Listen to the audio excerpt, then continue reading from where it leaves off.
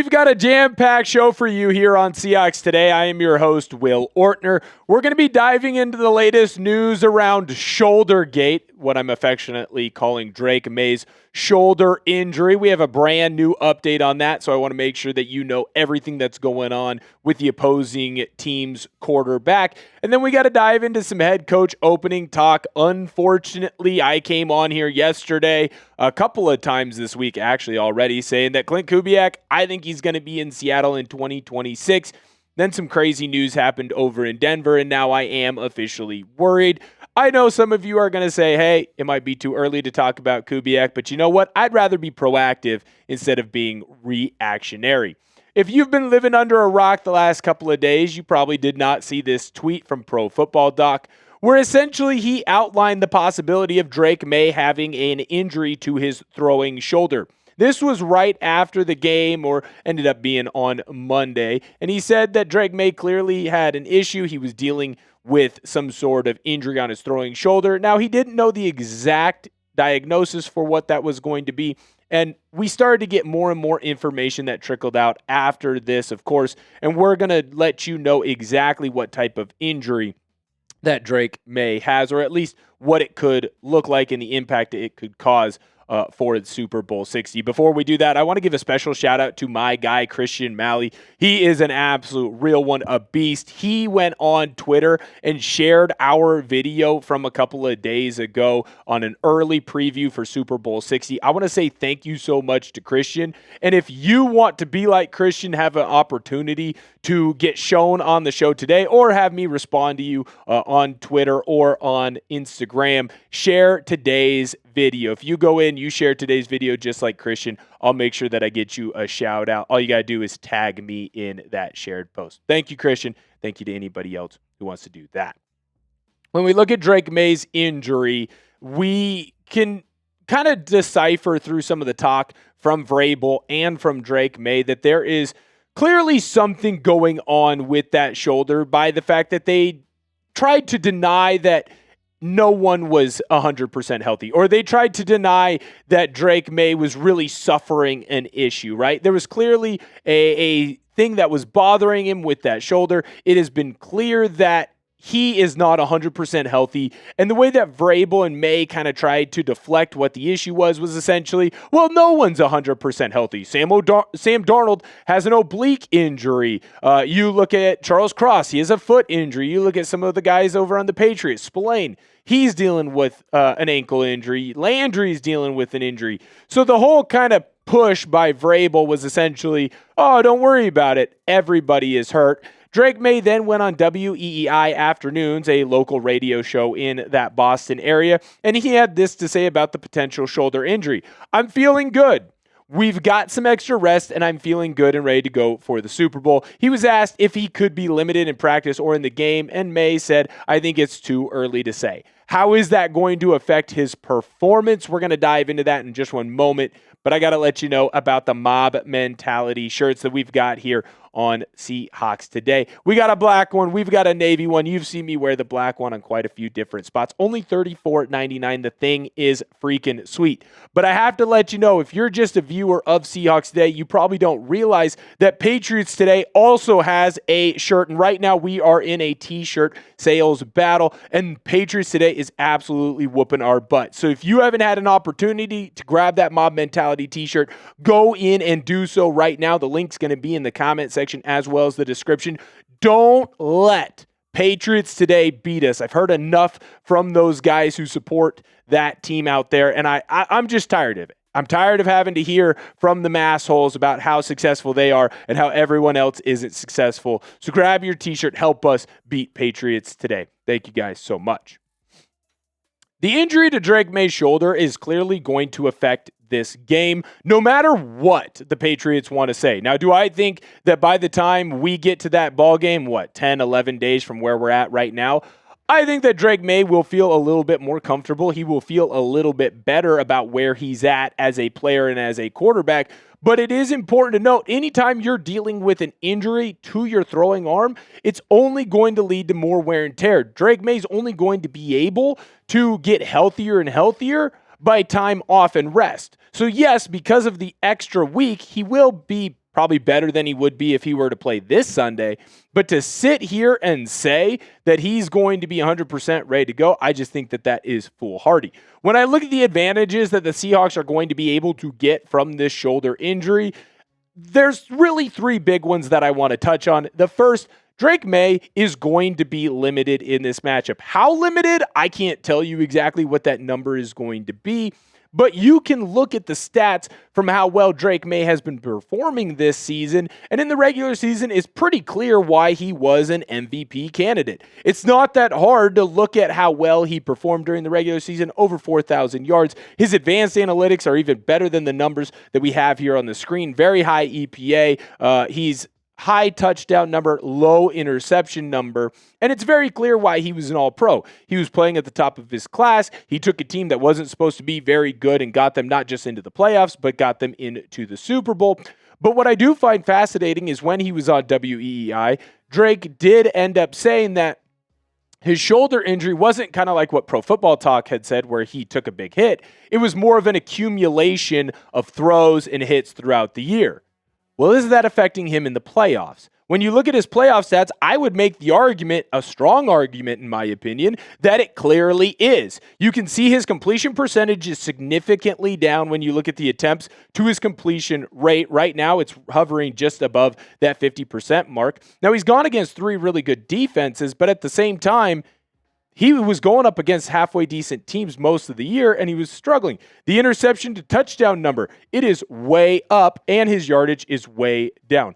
Clearly, when you look at those stats, he is being affected right now by a shoulder injury. If it is accumulation of hits and throws, like Maye is claiming that it is, then he has been affected in this postseason. And that's against a Chargers defense that, frankly, I think is very good, but not as good as Seattle's. That's against a Texans defense that is pretty comparable to Seattle's. But again, Seattle had a better scoring percentage, right? Teams scored less points against the Seahawks defense than they did the Texans. And that's against a Broncos defense, which again, like the Chargers defense, good, but I don't think quite as elite as Seattle's, which to me is the number one defense. So you can't sit here and tell me that Drake Maye, who has already said, yes, it's something that I'm going to be working through, is not slowly regressing due to the pain that he has when he tries to throw the football. And if he's not able to throw the football as accurately as he was during the regular season, or with as much power as he was during the regular season, Seattle is going to be able to take advantage of it. Is this the big smoking gun? Drake Maye's not going to play. You have to turn to Josh Dobbs or potentially to Tommy Cutlets, right? That's not what this injury is. But to sit here and tell me that this injury to Drake Maye's throwing shoulder isn't going to allow the Seahawks defense to eat, then I don't know if you're really watching ball or if you're a true ball knower. Let me know in the comment section what the biggest advantage is for the Seahawks. Is it going to be the defense against the offensive line of the Patriots? Is it going to be the rushing attack for Kenneth Walker and George Halani? Is it going to be our wide receivers? Let me know down below in the comment section what your opinion is. Next, we're going to talk about the Seahawks' ability to focus on the run game. Now, obviously, the Patriots employ a two-headed running back system that has had a lot of success this year. Well, if Drake Maye is dealing with a shoulder soreness type of an injury, it would make sense for the Patriots to try and use that ground game more. Now Seattle can focus more of their time on that rushing attack. We're going to dive into the key stats for those running backs here in just a moment. But first, I got to let you know about my good friends over at Rocket Money. I am setting some money aside right now, trying to create a budget for a vacation that I'm going to take later on in the summer. And I needed some help trying to create that budget and set some spending goals. Thank goodness I found Rocket Money. Rocket Money is a personal finance app that helps find and cancel your unwanted subscriptions, monitors your spending, and helps lower your bills so you can grow your savings. Rocket Money has helped me track my subscriptions. We found out I was double paying for a couple of streaming services. Rocket Money helped me cancel those streaming services extra payments, and now I've been able to create a budget for myself as I'm trying to save up to go on that vacation. Rocket Money is also helping me set spending goals each month.